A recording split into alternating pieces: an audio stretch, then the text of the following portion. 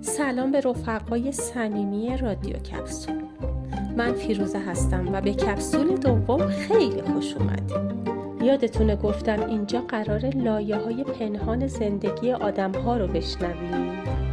امروز میخوام از یک لایه سخت حرف بزنم. از زمانهایی که تو زندگی کم میاریم، مچاله میشیم و سکوت میکنیم. میخوام با یه قصه باستانی بهتون بگم که این تاریکی و سکوت اصلاً آخر خط نیست، بلکه شروع یه ریشه دواندن عمیقه. بریم با هم کتاب شگفت‌انگیز زنانی که با گرگ‌ها میدوند رو باز کنیم و سفر کنیم به یه غار تاریک در اعماق روحمون. توی افسانه‌های کهن گفتن که میون کوه‌ها و دشت‌های بی آب و علف، توی یک دالان تاریک و پنهان از چشم همه، یه پیرزن زندگی می‌کرده که به اسم‌های مختلفی میشناختنش. اما معروف‌ترین نامش لالوبا یا همون زن گرگ بود. کار این زن چی بوده؟ اون نه چیزی می‌بافته، نه کشاورزی می‌کرده و نه با کسی حرف می‌زده. اون فقط یه رسالت توی این دنیا داشته: پرسه زدن توی بیابان‌ها و جمع کردن استخوان‌ها. اون مدام به دنبال تکه‌های گم شده و رها شده پیکر گرگ‌ها می‌گشته. لالوبا با صبوری فراوان تمام بیابان رو زیر پا می‌ذاشته. یه دنده، یه مچ، یه جمجمه. اون تک تک این استخوان‌های خشکیده و بیجان رو کنار هم می‌چیده تا بالاخره اسکلت کامل یک گرگ روی زمین شکل بگیره. وقتی آخرین تکه استخوان سر هم جای خودش قرار می‌گرفت، اون بالای سر این پیکر بیجان می‌ایستاد، دست‌هاش رو به آسمان بلند می‌کرد و شروع می‌کرد به خواندن. اون یه آواز کهن و عمیق سر می‌داد، آوازی که از ته دل و از ریشه‌های وجودش بیرون می‌آمد. با پیچیدن این آواز توی تاریکی غار معجزه رخ می‌داد. گوشت و پوست روی استخوان‌های خشکیده سبز می‌شدن، موهای گرگ در می‌آمد و دمش تکان می‌خورد.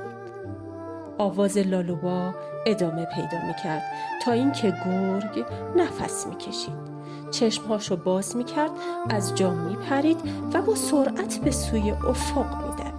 و درست توی لحظه‌ای که میون دویدن نور ماه بهش برخورد می‌کرد، گرگ ناگهان تغییر شکل می‌داد و به زنی مقتدر، آزاد و بلند آوازه تبدیل می‌شد و با قهقهه به سوی آسمان می‌دوید. نویسنده کتاب میگه این قصه داستان تک تک ماست. لالوبا نماد اون بخش از روان ماست که هیچ وقت پیر نمیشه، نمیمیره و نابود نمیشه. بیابان همون روزای سختیه که احساس میکنیم روحمون خشکیده و دنیامون کوچیک شده. اما استخوان‌ها چی هستن؟ استخوان‌ها نماد اصالت، باورها، هنر، خلاقیت و اون بخش‌هایی از هویت ما هستن که به خاطر جراحت‌های زندگی، حرف‌های دیگران یا ترس‌های خودمون اونا رو توی دالان‌های تاریک گذشته رها کردیم و مچاله شدیم. اگر مدتی سکوت کردیم، نباید فکر کنیم همه چیز تموم شده. این سکوت فقط یک گام به عقبه تا ریشه هامون رو توی تاریکی قوی تر کنیم. ما باید مثل لالوبا شجاعت سفر به درون خودمون رو داشته باشیم. باید استخوان‌های گم شده هنرمون، شادی‌های واقعیمون و اصالتمون رو پیدا کنیم و کنار هم بچینیم. اما باید یادمون باشه چیدن استخوان‌ها به تنهایی کافی نیست. این پیکر نیاز به آواز داره. آواز شما همون تصمیمیه که برای تغییر شیوه زندگی خودتون میگیرید. همون زمانی هست که با هنر، موسیقی، ورزش یا با یک انتخاب شجاعانه دوباره به جان خودتون روح میدمید؟ امروز از شما میپرسم کدوم تکه از استخوان‌های روحتون رو توی بیابون زندگیتون گم کردید؟ آیا وقتش نرسیده که بالای سر اصالت گم شده خودتون بایستید و آواز رهایی سر بدید؟ ممنونم که در کپسول دوم همراه من بودید. حتما این کانال رو دنبال کنید و دیدگاهتون رو برام بنویسید. راستی اگر کپسول اول رو نشنیدید پیشنهاد میکنم به اون هم سر بزنید تا زنجیره آگاهی ما کامل باشه.